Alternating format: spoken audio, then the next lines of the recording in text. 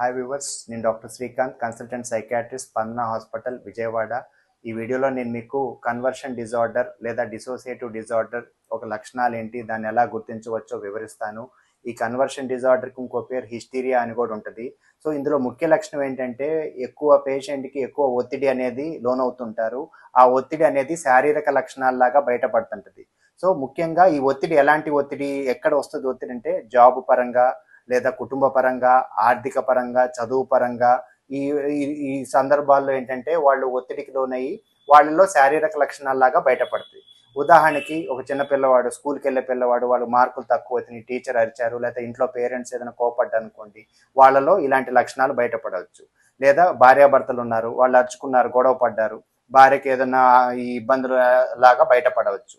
So ఈ ముఖ్యంగా దీన్ని ఎలా గుర్తించడం, ఎలాంటి లక్షణాలతో వస్తారంటే వీళ్ళలో ముఖ్యంగా సూడోసిజస్ అంటాం. అంటే వీళ్ళకి చూడటానికి ఫిట్స్ లాగా ఉంటాయి కానీ అవి ఫిట్స్ కావు. ఒత్తిడి, టెన్షన్ మూలాన వీళ్ళకి ఫిట్స్ రూపంలో బయటపడతాయి.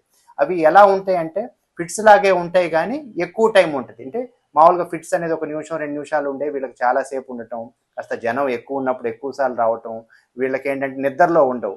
మళ్ళీ జనం ఎక్కువ ఉన్నప్పుడు, కొత్త వాళ్ళు ఎవరైనా వచ్చినప్పుడు, లేకపోతే కుటుంబ సభ్యులు ఎక్కువ ఉన్నప్పుడు, పక్కన ఉన్నప్పుడు ఇలాంటివి ఎక్కువగా వస్తుంటుంది.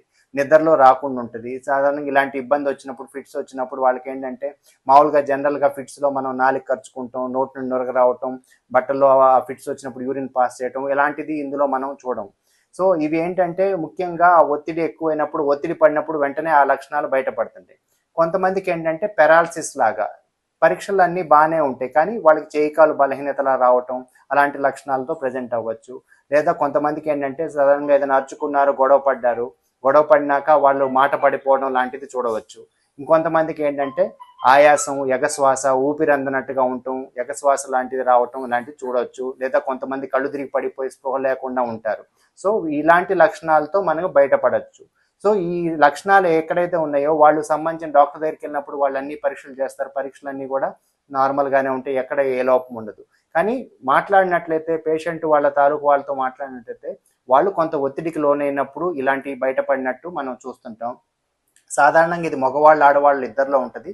ఆడవాళ్ళలో ఎక్కువగా ఉంటుంది. ముఖ్యంగా యుక్త వయసులో ఉన్న వాళ్ళు కానీ, పెళ్ళైన తర్వాత కానీ, ఈ 20-30 వయసు వాళ్ళలో ఎక్కువగా మనం చూస్తుంటాం.